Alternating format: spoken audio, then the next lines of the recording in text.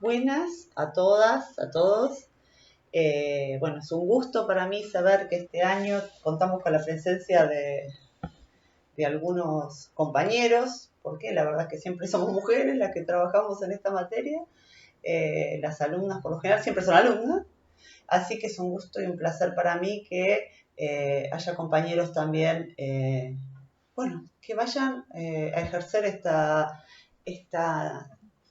profesión tan linda, ¿no? Así que bueno, les doy la bienvenida y me encantan los comentarios que me hicieron. Se nota que han leído, por lo menos los que me hicieron los comentarios. Y esto sí, también lo voy a aclarar porque vamos a arrancar de cero. Como yo no los puedo y no las puedo ver, tengo comentarios de algunos de ustedes, no de todas y de todos. Entonces voy a arrancar de cero con la explicación y algunos quizás a lo mejor se sienten medio como que están aburridos, qué sé yo, pero es necesario algunos conceptos trabajarlos y hacerlos explícitos. Yo les dije que el material que les di realmente no es sencillo. Vamos a empezar hoy con este librito, con el de Bauer, ¿sí? Miren qué viejito que es, Sexo, Moral y Felicidad, porque es un texto que a mí me gusta muchísimo por varias cuestiones que vamos a trabajar. Yo no sé si los que ya pudieron leerlo, las que lo pudieron leer, se han dado cuenta que tiene una posición y habla o escribe desde una posición ideológica. Y esto también es interesante que uno empiece que se empiece a dar cuenta, ¿no? Empiece a notar cuando uno lee. Acuérdense que nunca una postura es inocente. Uno puede acordar más con algunas posturas que con otras, y esto también lo aclaro en relación a los docentes. Ustedes ya están terminando y han tenido muchísimos docentes, pero la idea de ser apolítico, primero que es un error, ¿no? Es un error por donde se lo mire. La apolítica no existe. Uno puede estar o no más comprometido con algún partido político, con alguna ideología política, pero cuando yo digo soy apolítico, es una negación de la política, y ustedes saben que política es una palabra griega, ¿sí? Política, que viene de polis. La política esta griega, que fue creada en Grecia precisamente, tenía que ver con la cosa de todos, la participación de todos en las cosas de la polis. Esto es la política y no es lo mismo que un partido político. Entonces, ustedes saben que si uno trabaja en educación está haciendo política. Estamos hablando de políticas educativas. ¿A quién responde cada sector de acuerdo a su propia ideología? Es otro tema. Cuando uno lee los textos, no hay textos inocentes y textos que sean apolíticos, ¿sí? Uno puede ser más o menos explícito y los docentes también. Ustedes, les vuelvo a decir, tuvieron muchos docentes y ninguno ni ninguna de nosotros somos apolíticos. Uno se dará cuenta más o menos de dónde está parado cada docente, pero ya les digo que el hecho mismo de ir a dar clases es una actividad política. Este autor en particular, Bauer, tiene una posición política, se nota, lo manifiesta, sobre todo en este primer capítulo que ustedes les hice leer.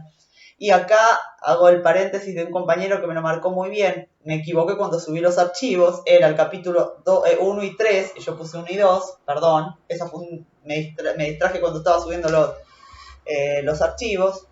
Tienen el capítulo 1 y el capítulo 3 de Bauer. Yo puse 2.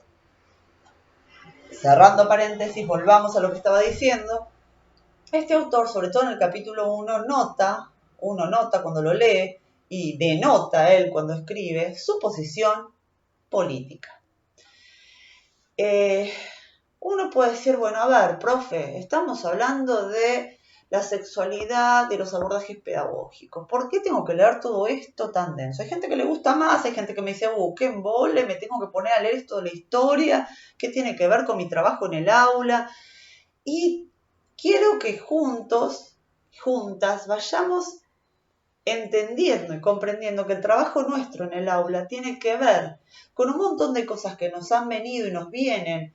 Les puse en la clase, si han leído la clase, hay cuestiones que son conscientes y hay cosas que nos atraviesan y de las cuales no nos damos cuenta, que son inconscientes y que tienen que ver con nuestra forma de pensar, sentir, relacionarnos sexualmente. Y acá hacemos la distinción. Estamos hablando de sexualidad y no de genitalidad. Esto que les dije también en la clase escrita, esto es un gran cambio de paradigma y después vamos a ver quién fue el impulsor de este cambio de paradigma. Se los tiro, se los nombro y lo vamos a tomar, porque seguramente lo han visto. Espero que lo hayan visto en psicología. El primero que marcó este gran cambio de paradigma, y lo nombra Bauer también, fue Freud. Freud fue uno de los precursores de este cambio de paradigma que todavía hoy cuesta muchísimo que aceptemos. Porque cuando yo digo sexualidad, automáticamente la mayoría de nosotros y nosotras, lo primero que pensamos es en genitalidad. Y cuando hablamos de sexualidad desde este nuevo cambio de paradigma, por suerte que se está modificando y se está moviendo, que cuesta tanto trabajar, y ustedes lo van a ver, algunos de ustedes deben estar trabajando en escuelas ya, cuesta muchísimo mover, sobre todo con las familias, sobre todo con discapacidad, pero en todos lados, porque se escucha se leen las noticias. Bueno, ahora con el tema del coronavirus es como que eso pasó a primer plano, pero hasta el año pasado era un cuestionamiento absoluto de lo que era la sexualidad, de la CESI, de por qué la CESI, de que a mis hijos no les tienen por qué enseñar estas cosas. Muchos docentes que no saben cómo abordar la sexualidad, y ustedes saben que la ESI es transversal a todos, tiene que atravesar todas las disciplinas, un profesor de matemático, un maestro de primer grado, un maestro de inicial, todos tienen que trabajar la ESI. Pero ¿qué pasa? Cuando uno no sabe de qué porno está hablando, ¿no? Yo leo material y dice sí, porque el juego, el respeto, que la diversidad, que... ¿Pero de qué estoy hablando? O sea, es como que no se termina de entender qué es lo que estamos diciendo cuando hablamos de eso. Entonces, me sonó el celular, lo voy a poner en silencio. Entonces es como muy complicado, ¿sí? Trabajar estos temas si no llegamos a entender de qué estamos hablando cuando hablamos y cuando trabajamos. Bauer empieza haciendo una gran definición y empieza a romper con estas cosas. Bauer era médico, ¿sí? Imagino que ya está muerto porque es un libro muy viejito. Era médico y empieza a trabajar el tema de la diferenciación entre lo que es la sexualidad en los animales, la reproducción en los animales y lo que es la sexualidad a nivel humano. Se habla mucho de instintos. A ver, siempre digo, nosotros los seres humanos estamos absolutamente atravesados desde antes de nacer, por la cultura. Hay muy pocas cosas que hacemos nosotros, creo que ninguna, si a alguno se le ocurre alguna, dígamela, que no tengan que ver con la cultura. Comer, dormir, hacer nuestras necesidades fisiológicas, todo también está atravesado por la cultura, porque yo me tengo que levantar a tal hora para ir a trabajar o me tengo que despertar y duermo en una cama y tiene que ser un colchón blando, tiene que ser y me venden tal colchón y duermo en determinado momento y como en determinado momento y como lo que mi cultura me enseña que tengo que comer. Siempre pongo el ejemplo, a ver, en México comen chapulines, no sé si saben lo que son los chapulines. De ahí sale el chapulín colorado, ¿no? Son unos bichitos como unos grillitos. Bueno, en México para ellos es muy sabroso y comen chapulín. A mí no se me ocurriría comer un bicho, pero ni de casualidad. Bueno. Pero ellos sí. Por eso digo, lo que comemos también está atravesado por esto. ¿Quiénes de nosotras y nosotros come cuando tiene hambre? Después nos vamos a meter esto porque vamos a ver un poco de Freud, ¿no? ¿Qué es el hambre, no? Porque si en realidad uno tendría que describir qué es el hambre es simplemente un malestar. Es un malestar acá, un dolor. Eso sería el hambre. ¿Quiénes comen por hambre? Y la verdad es que si comemos por hambre, comemos cualquier cosa y comemos poco, porque realmente el estómago no pide mucho más. La comida está atravesada por la cultura. Cuando hablamos de sexualidad, ¿de qué estamos hablando? La sexualidad tiene que ver con las miradas, la sexualidad tiene que ver con las palabras, la sexualidad tiene que ver con nuestros gestos, la sexualidad tiene que ver con nuestra voz, la sexualidad tiene que ver con nuestro trato cotidiano, la sexualidad tiene que ver con cómo nos vestimos, la sexualidad tiene que ver con cómo yo acaricio, cómo yo cargo a un bebé, cómo yo le digo algo al otro y el otro me lo dice a mí. En estas relaciones vinculares está puesta la sexualidad. Y vuelvo a señalar, no pensemos en genitalidad, pensemos en sexualidad, ¿sí? Tenemos que tener una clara distinción entre estas cosas, que vamos a ir desandando durante todo este año, ¿no? Como podamos, pero lo vamos a hacer. Bauer comienza a hacer esta definición y empieza a hablar de esto, ¿no? De lo que tiene que ver con el sistema o el proceso de reproducción en los animales, esta cuestión instintiva. Y bien dice, lo nombra Freud, dice, bueno, Freud es el primero que está diciendo que esto está articulado por la cultura. Por eso digo, ¿no? Cuando uno dice, bueno, ¿cómo se produce este cambio de paradigma y por qué ahora hablamos de eso y qué pasó? Que esto también lo vamos a pensar y lo vamos a analizar, ahora que veamos un poco de historia. Bueno, esto viene a romper, Freud en fines de 1800 viene a romper con un paradigma de pensar la sexualidad unida y ligada a la genitalidad. Lo que pasa es que mucha gente todavía aún hoy no le da bolilla, pero lo dijo hace muchísimo. Para eso vamos a hacer un poco de historia en relación al trato de los sujetos y la sexualidad.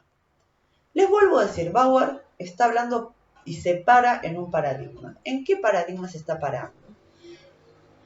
En una teoría con la que ustedes pueden decir, bueno, yo adhiero o no adhiero. Pero nombré a Freud, y tanto Freud como Marx, porque Bauer es marxista, son indiscutiblemente dos referentes que uno adhiera o no, esté de acuerdo o no, no puede dejar de nombrar cuando hace determinados análisis. Bauer está hablando de una postura marxista y después vamos a ver por qué. De hecho, lo nombra, de hecho nombra a Engels, de hecho nombra libros de Engels, que no se los voy a dar porque me van a matar. Esperen que no me acuerdo el título, a ver si lo tengo acá adelante. Si lo tengo acá, se los digo, porque lo nombra. Bueno, no lo encuentro en este momento.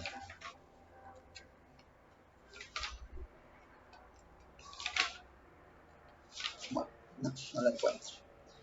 Después se los voy a buscar, se los voy a mostrar el librito, aunque sea por acá por la camarita, para que lo puedan ver, que ahora no recuerdo el título. Bueno, es la historia de la sociedad, la propiedad privada y la familia. Algo así se llama el libro de Engels. No, acá. El origen de la familia, la propiedad privada y el Estado. Ahí está. Ese es un libro de Engels que es interesantísimo.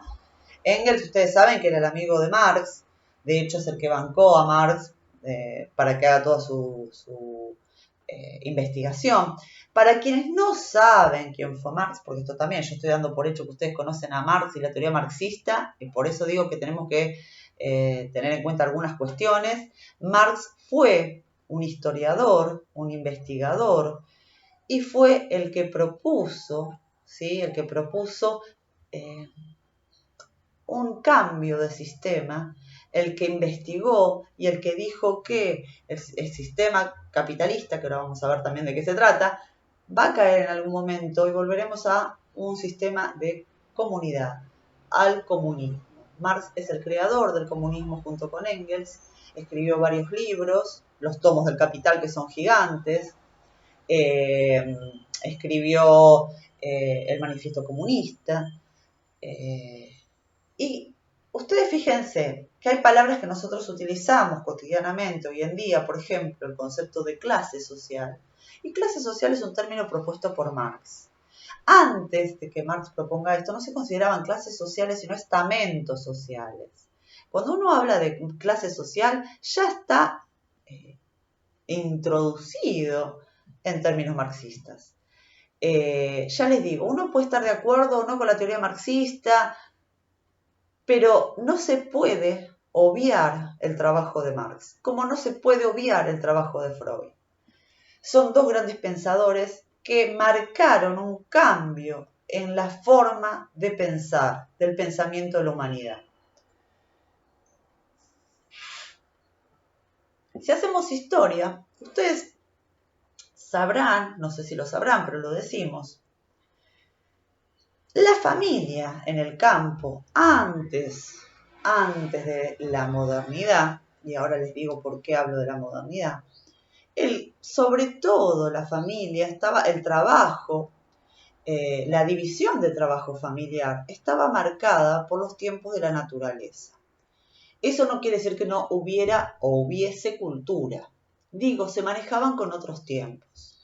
Si bien, si ustedes agarran un texto de Aristóteles y si leen a Platón, por ejemplo, se van a dar cuenta que la mujer históricamente no estuvo en un lugar donde haya sido considerada. Sí, en algunas culturas muy particulares, por ejemplo, si hablamos de Grecia y hablamos de la isla de Levos, por ejemplo, la isla de Levos estaba poblada por mujeres que eran guerreras, y de ahí viene el término lesbiana, por ejemplo, de las mujeres que venían de la isla de Levos.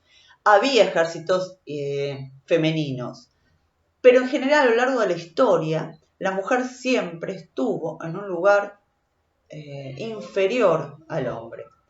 Cuando nosotros pensamos en los filósofos, y vuelvo al tema de Platón y Aristóteles, si conocen un poco de filosofía, sabrán que para un filósofo, y esto es del amor platónico y que dicen que son todos homosexuales, bueno, y claro, los filósofos eran hombres, las mujeres no tenían participación ni en la política, porque cuando hablamos de democracia y de política estamos hablando de determinada democracia, porque en Atenas la democracia, la participación, sí, era la participación del pueblo, pero no de los campesinos, ¿sí? Era de un sector de la población que tenía tiempo para participar en la cosa pública.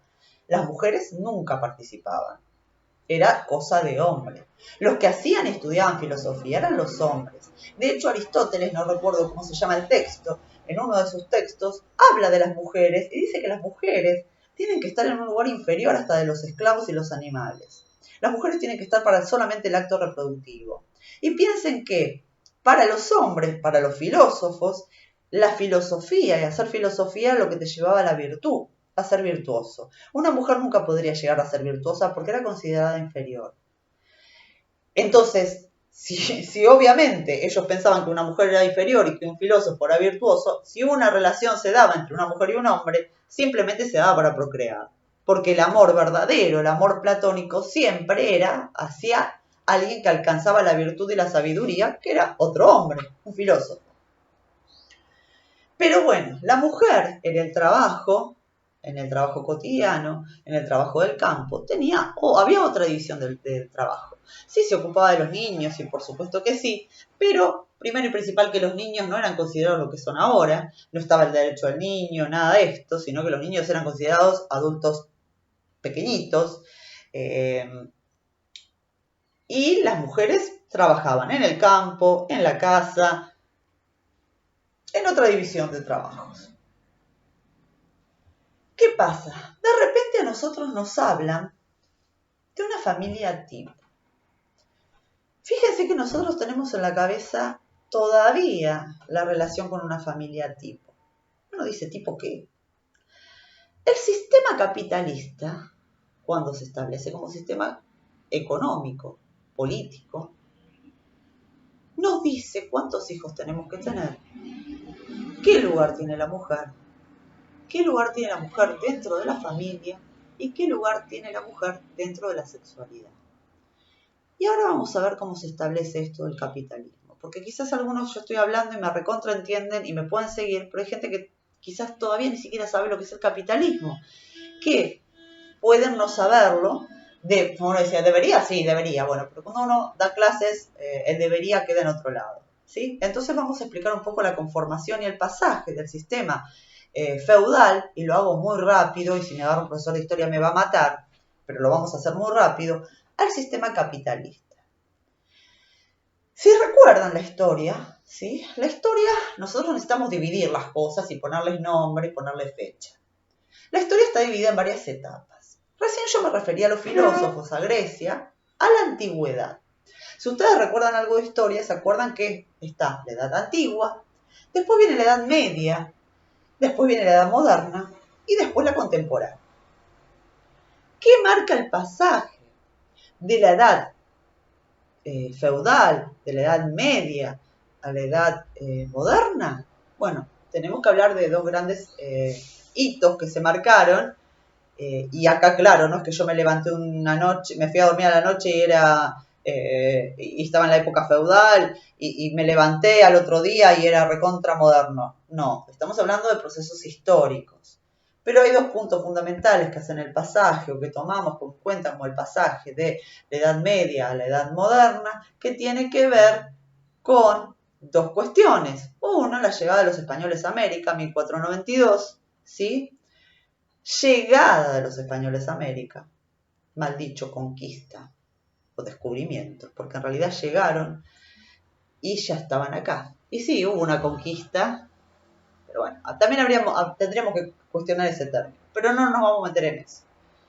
Y el otro de los grandes hitos históricos fue la caída del Imperio Romano, la caída definitiva del Imperio Romano de Occidente. Estos son los dos grandes hitos que marcan el cambio, ¿sí? de etapa feudal, de la edad media, o etapa feudal, económico, hablando desde lo económico, a la edad moderna, a la modernidad. Este proceso es muy lento y tiene que ver con un montón de cosas que se van dando, ¿sí? Con un montón de cosas que van haciendo que en la etapa del feudalismo se empiece a caer y con otra necesidad económica. Si vamos a la Edad Media, vamos a hablar un poco del sistema económico de la Edad Media. Yo supongo que, bueno, alguno se acordará, otro no. Acuérdense que el sistema de relación en la Edad Media era un sistema de relación entre el rey y la nobleza, era un sistema de vasallaje. Eran los nobles vasallos del rey. Este sistema de vasallaje era un sistema que se daba por un contrato de palabra. El rey ponía la espada en el hombro al noble y lo hacía jurar fidelidad a cambio de algunos favores. El rey les daba protección y les daba tierras. Y a cambio, los nobles le pagaban los impuestos, los tributos y los protegían. ¿Quiénes conformaban la nobleza? El clero, la nobleza de sangre. ¿Esto qué quiere decir?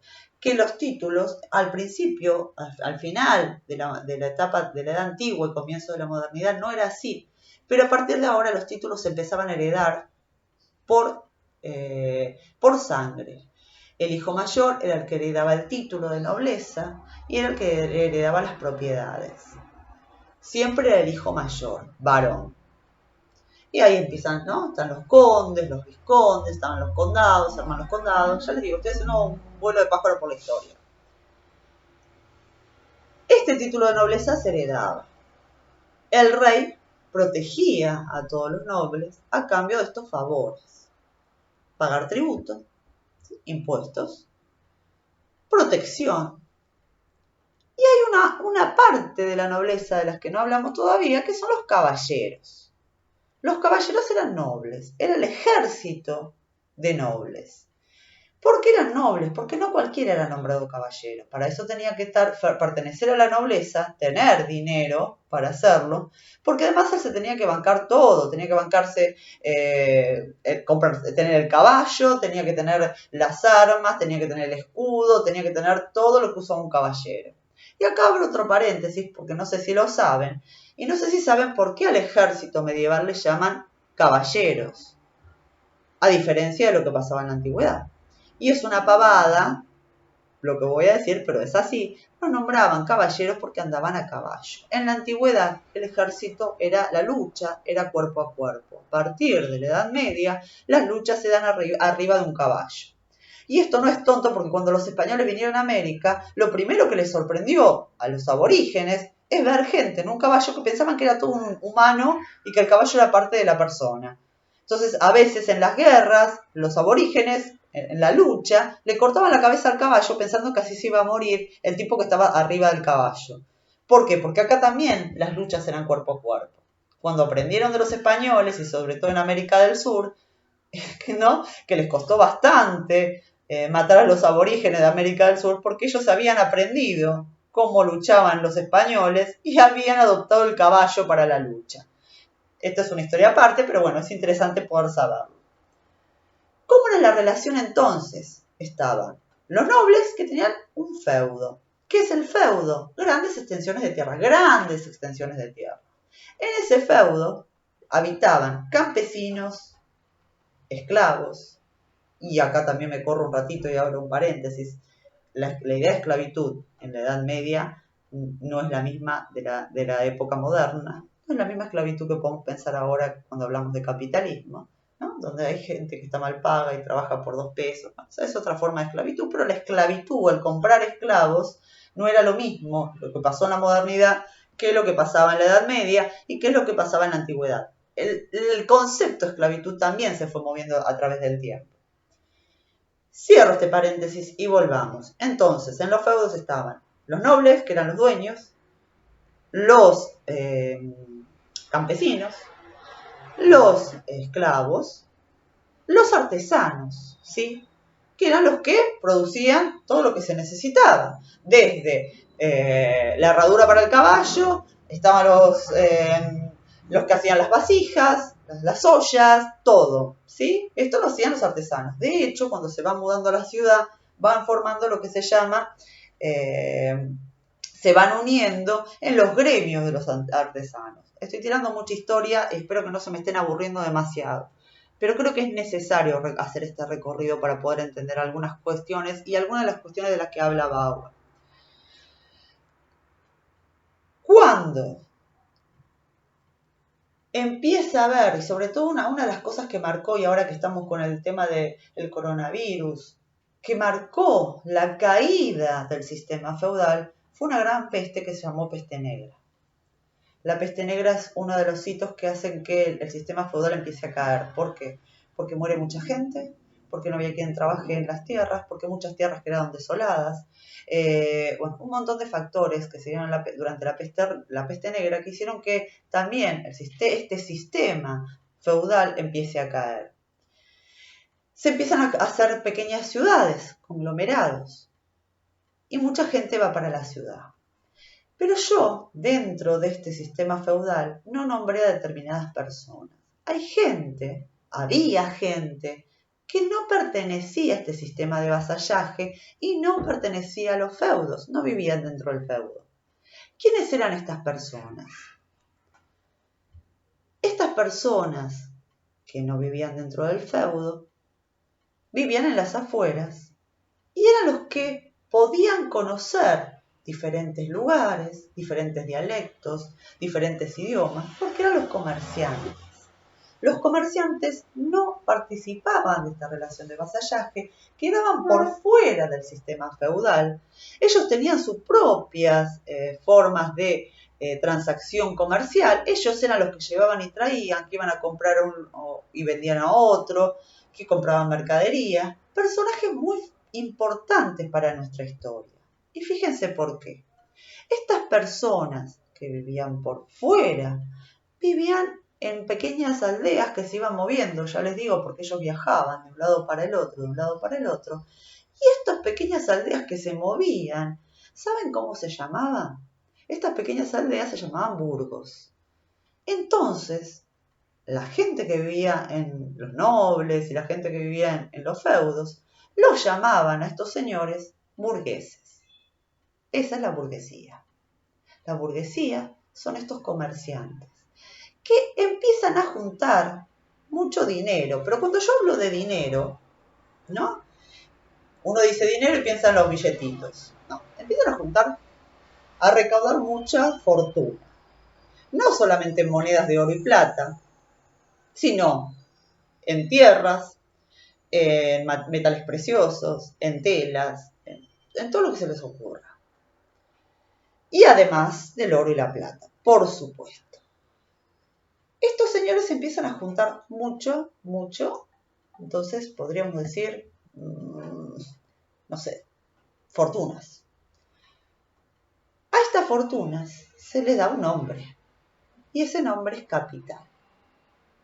Estos señores que vivían en los burgos, que eran los comerciantes que andaban de un lado para el otro, que conocían muchas historias, muchos dialectos, se tenían que relacionar con gente de diferentes culturas, estos señores comerciantes, burgueses, son los primeros capitalistas, porque juntan mucho capital.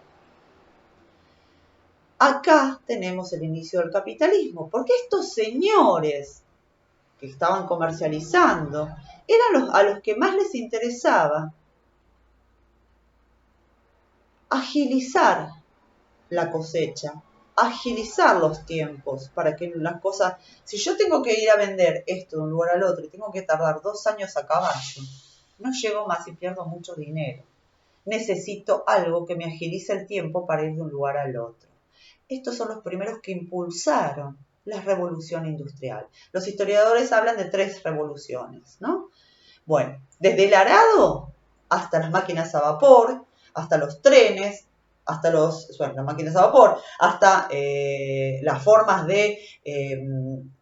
¿cómo se llama?, de navegación, ¿sí? Hasta la cartografía, era impulsada por estos señores capitalistas, comerciantes, que eran los que más les interesaba. Primero conquistar otras tierras para ir a vender y comprar y traer, ¿no? Ya sea oro, plata, y traer todo lo que se pudiera traer, especies y lo que sea. Agilizar los tiempos y que todo sea más veloz y más rápido. Estos señores se establecen en las pequeñas ciudades que se van conformando. ¿Cuándo? Y sobre todo, por eso nombré la peste negra, el sistema feudal va decayendo, porque hay pocos campesinos, porque están enfermos, porque murió muchísima gente. Los que quedaron se van hacia las ciudades en busca de trabajo.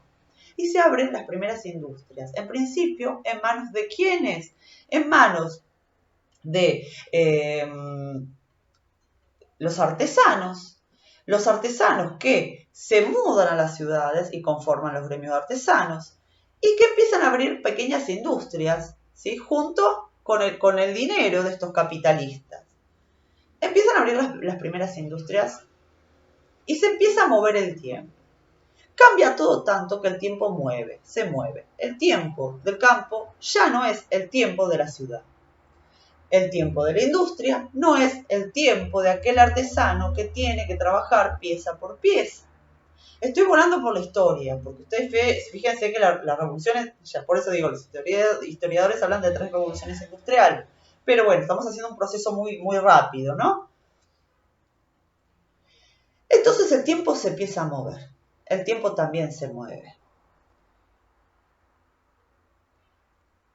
Abro otro paréntesis y le explico otra cuestión que surge en estos momentos, cuando se está cayendo el sistema económico feudal y comienza a consolidarse el sistema económico capitalista. Estos señores burgueses, comerciantes, se transforman en prestamistas. Fíjense que después de la peste negra, y además siempre estaban en guerras un pueblo con el otro, una ciudad con la otra, podríamos decir en ese momento todavía no estaban consolidados así, pero un país con el otro, o un reinado con el otro, ¿sí? Los que juntaban siempre capital eran ellos, que no participaban de las guerras precisamente, porque en realidad recorrían todo para comprar y vender. Por lo general, hasta el rey y los nobles tienen que recurrir a estos señores capitalistas para pedirle préstamos, para poder cubrir lo desastroso en que quedaba el momento después de una guerra. Ustedes fíjense que después de una guerra, cualquiera sea, y de una peste, cualquiera sea, la economía cae. Y prestar. ¿Dónde prestaban estos señores? Burgueses, capitalistas, ¿sí? Comerciantes. Se sentaban en las plazas de las ciudades. Se establecían ahí, en los bancos de la ciudad, de las plazas, y ahí prestaban en letra eran unos contratos que se hacían, a cambio de intereses. Y en el caso en que no se devolviera con intereses lo que prestaban, ellos se apropiaban de las propiedades de los nobles, ¿sí? Esto es el inicio de lo que hoy conocemos como banco. Por eso al banco se le llama bancos. Los primeros bancos fueron bancos de las plazas, de las ciudades, de estos comerciantes capitalistas que eran prestamistas. De ahí surge la palabra banco. Por eso nosotros hoy, si vamos a cobrar, tenemos que ir al banco, si tenemos que ir a hacer la cola al banco, ¿no? Estos bancos que nunca pierden, porque siempre van a cobrar intereses y siempre nos van a desplumar a todos si no pagamos las cuotas. Jamás un banco va a perder. Son prestamistas. Bueno, esta historia surge desde allá. Yo les dije que la Edad Moderna se inicia con estos dos hitos a fines de 1490. ¿Sí? ¿Cuándo empieza la Edad Contemporánea? Yo no sé si ustedes lo recuerdan. La Edad Contemporánea comienza, y se habla de Edad Contemporánea, después de otro gran proceso importantísimo que nosotros nos marcó decididamente, que es la Revolución Francesa. Ahí es donde termina la Edad Moderna y comienza la Edad Contemporánea. Marx explica que este sistema que se está estableciendo es un sistema capitalista. Después vamos a hablar un poco más porque se está haciendo muy extenso, ya vamos por los 36 minutos de video y se van a recansar de escucharme. Quiero que más o menos quede este recuento histórico más o menos claro para que ustedes puedan entender que el sistema económico determinó también el sistema familiar. ¿Por qué? Porque aquel campesino que necesitaba muchos hijos para trabajar en el campo, necesitaba muchísimos hijos para trabajar en el campo, porque necesitaba manos de obra para que los ayuden a levantar las cosechas, a sembrar y todo lo que sea. Y acuérdense que el joven pasaba a ser adulto inmediatamente. Esto también se va modificando.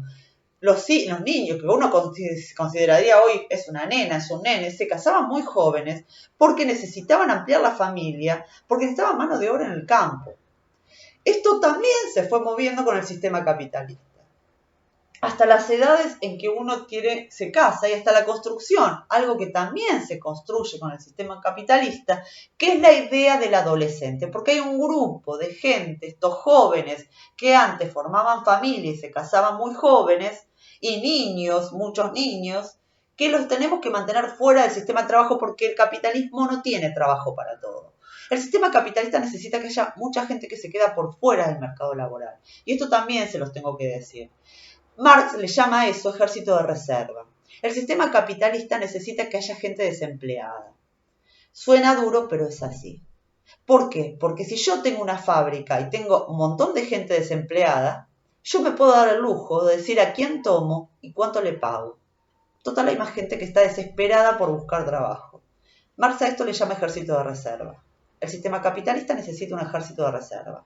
El sistema capitalista necesita tener un grupo de jóvenes adiestrados en la escuela para que no me hagan la revolución, porque son la juventud la más revolucionaria, que aprenda a obedecer los tiempos del sistema capitalista. Acuérdense que cuando, por ahí no le prestaron atención, pero cuando se establecen los ferrocarriles, acuérdense, si recuerdan Retiro o cualquier estación grande, en la estación lo que hay son grandes relojes. ¿Por qué? Porque en realidad vos tenés que bajar del tren y ver, bueno, no había celular en ese momento, tenés que ver el reloj para ver si llegabas a tiempo al trabajo. En ese momento, durante la modernidad, los hermanos McDonald's en Estados Unidos abren la empresa de comida rápida, porque la gente no tenía tiempo de ir a comer a sus casas. Fíjense cómo el sistema capitalista empieza a mover todo y empieza a apoderarse de la naturaleza. Ya no es el tiempo del sol, la cosecha, la lluvia, el tiempo es otro. Y la naturaleza queda apropiada por manos del hombre, absolutamente. Uno determina la naturaleza, la marca, la desgasta, la hace pelota, ¿sí? De hecho, nosotros mismos atentamos contra nuestra propia naturaleza, somos los animales que hacen pelota a su hábitat, ¿no? Bueno, el sistema capitalista es esto, ¿no? Y además conforma las familias. Ya no necesito que una familia tenga muchos hijos porque hay que darles de comer. Entonces necesito que haya familias tipo, ¿sí? Padre, madre y 2 hijos. Eso es una familia tipo. De hecho, cuando hablamos de la canasta básica, la canasta familiar básica, aún hoy estamos hablando de una canasta básica para una familia tipo, familia que inventó el sistema capitalista, donde la mujer, y acá dejo esto y lo vamos a retomar después, porque si no está muy largo el video, la mujer queda por fuera del sistema laboral, del sistema de trabajo. Si una mujer quiere trabajar igual que un niño, ¿sí? Los niños que no van a la escuela, y estoy hablando de en esos momentos, ¿no? Y nada, no hace tanto tiempo, ¿no? Una mujer y un niño ganan mucho menos que un hombre. Y esto, ¿no? Estas luchas del feminismo, acuérdense que el feminismo arranca en el 60, ¿no? Que uno, la verdad, yo acá les tiro mi postura, no me gustan los extremos, el feminismo y el machismo me parecen 2 extremos, pero sí hay que agradecerle a los movimientos feministas porque si no todavía estaríamos como en ese momento. Y la lucha del feminismo fue por la igualdad. Y esto me parece importante, la igualdad de derechos y oportunidades. Después vamos a hablar en relación a la igualdad desde otro lugar. Pero me parece importantísimo reconocer la igualdad de derechos y oportunidades. Esto se lo debemos al movimiento feminista, nos guste o no nos guste, ¿no? Después hay cosas extremas con las cuales yo no acuerdo, pero esto es, digamos, al contrario, es reconocible y es muy valorable, ¿no?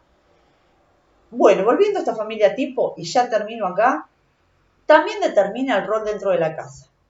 También determina el rol dentro de la familia. Y también determina cómo va a ser el placer sexual dentro de la familia. La distribución social, la distribución de poder y el placer en cada uno de los familiares. ¿En qué lugar queda la mujer? La mujer queda en el lugar de complacer al hombre, anulando su sexualidad. Esto es lo que está diciendo Pablo.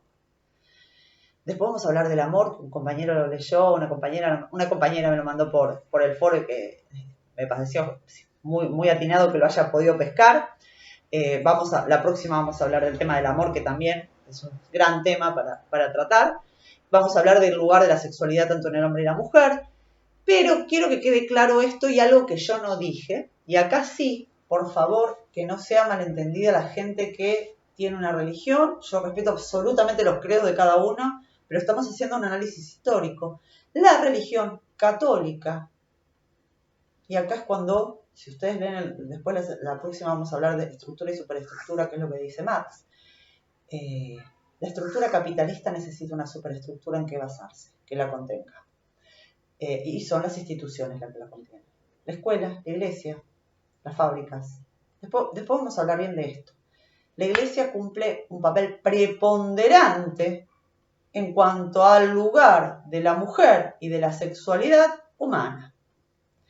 Es quien regula, ¿sí? Estaba en manos de la iglesia la regulación de la sexualidad de las familias. Lo dejo acá porque estoy siendo re larga, espero que no se hayan aburrido, espero que me comenten si les gustó, si no se entendió nada. Creo que es necesario hacer este recorrido para ir entretejiendo otras cuestiones que después les vayan a servir para poder analizar un poco nuestra sexualidad hoy. Digo, nuestra de cada uno de nosotros, para poder, sí, porque este es el movimiento que quiero hacer, ¿no?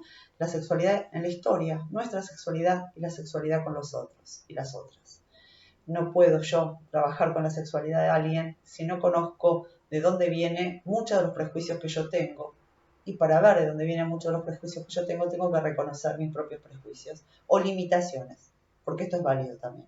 Uno no puede sobrepasar las limitaciones que tenemos cada uno. Les mando un beso grande, espero que se cuiden mucho y nos vemos la próxima. Y espero no haberlos aburrido mucho y no haberlas aburrido mucho.